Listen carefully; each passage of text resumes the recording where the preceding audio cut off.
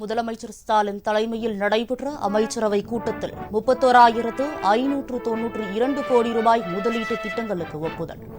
60,000க்கும் மேற்பட்டோருக்கு வேலைவாய்ப்பு கிடைக்கும்.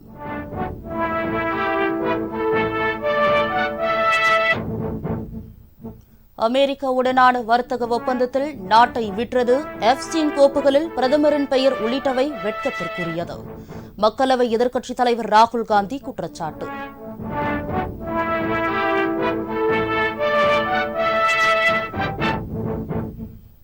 குடியரசுத் தலைவர் மாளிகையில் காலனித்துவ அடையாளங்களை அகற்ற நடவடிக்கை.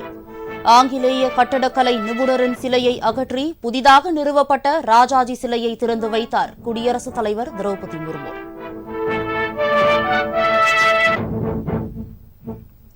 இந்திய கம்யூனிஸ்ட் கட்சி மூத்த தலைவர் நல்லக்கண்ணு உடல் கவலைக்கிடம்.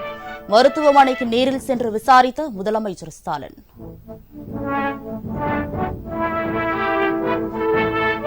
டெல்லியில் காற்று மாசுபாட்டை கட்டுப்படுத்த நிலக்கரி மூலம் இயங்கும் தொழிற்சாலைகளை அகற்றுவது குறித்த திட்ட அறிக்கையை சமர்ப்பிக்க வேண்டும். மத்திய அரசுக்கு உச்சநீதிமன்றம் உத்தரவு.